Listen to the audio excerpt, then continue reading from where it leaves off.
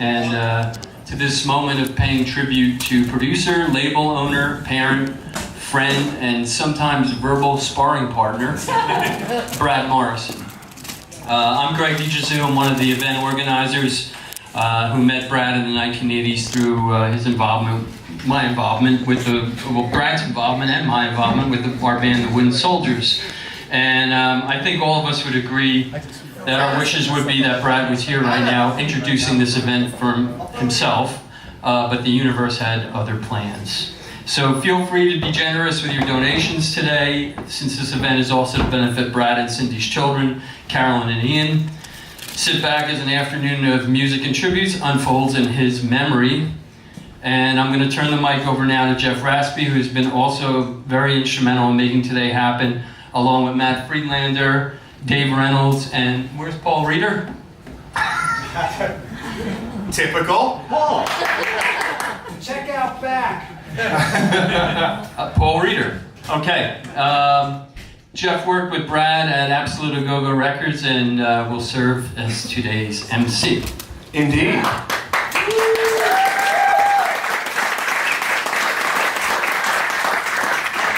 Thank you, everyone, and thank you all for being here. And to Greg and these guys behind me and whoever else we roped in to help them put this together. It started as a ridiculous idea at Cindy's house last May when we all got together for, I guess what turned out to be a party, although I always hesitate to call it a party, because it wasn't really a great reason for all of us to get together, but we did. And at the end, a bunch of us were at one table, some Spiral Jetties, some vestrymen, some Wooden Soldiers, and others, and we said, damn, nobody played today. We gotta do a show. So here we are. We're at the show.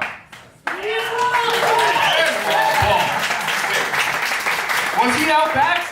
Yes. Okay. Smoking in the boys' room.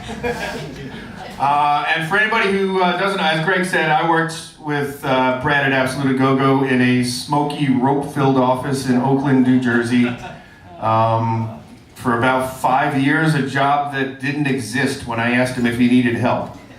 What I used to always say, and I still do, when people say, oh, what did you do with Absolute A-Go-Go? I said, well, I did everything but say yes and sign checks. For those 5 years, that's really what I did. I'd go out to shows with him.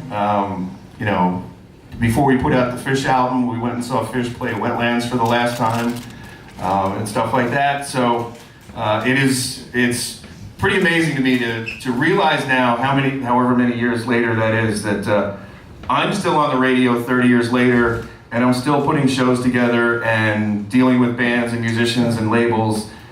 And every time I thought we were just in the office bullshitting, he was teaching me shit. And I still put all of that to use, and that's amazing to me.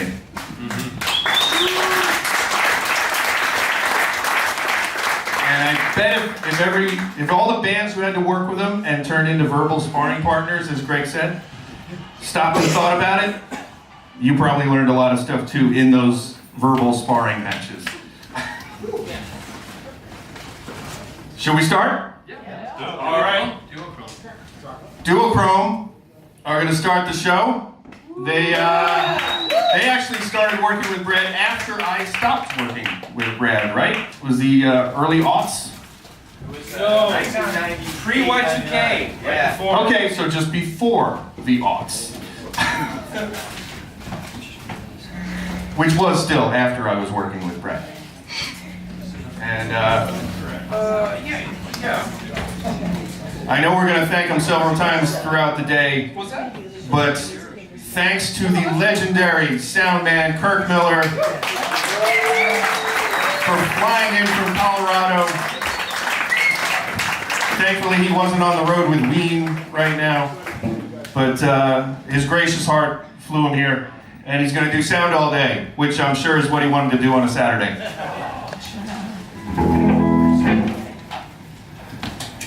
So Brad recorded a lot of bands, and we are one of them. we might be the babies of this afternoon. I'm not sure, but close to it. Yeah. Yeah, it was a total experience recording up in the barn in Chester, New York. Going up there, and we spent many hours, and the verbal sparring was definitely a part of the whole experience. Yeah. Normally I say inappropriate things. That's what I'm known for, is alienating the band from the crowd. So, but Jeff said some really nice things, and that was pretty much, yeah, we learned a lot from him. We have a lot of stories. Quite a bit. So we'll play a couple tunes, and then we'll move it on. There you go. For Micah? All right, let's look. Oh. You're there.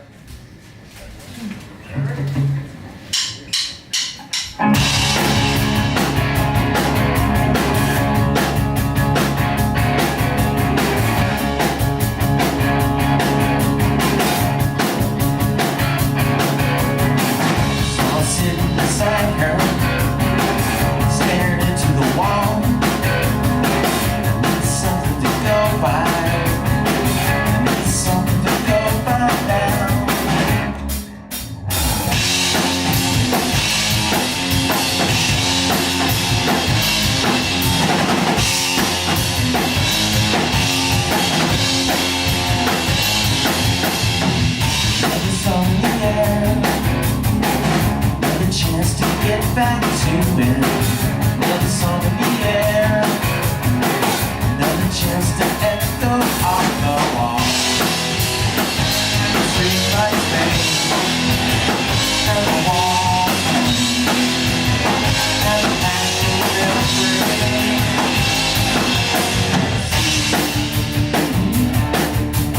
Reach out inside, no one else.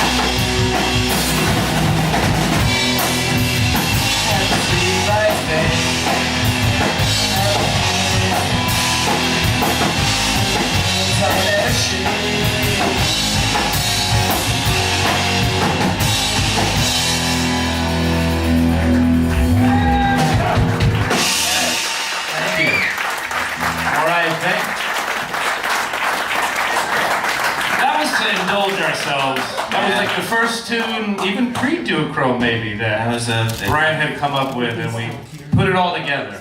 So we recorded Tactical Knives with Brad in 99, pre-Y2K. It was a tense time while we were there visiting. We watched the Waco movie with him when we spent the night. Yeah, it was all educational.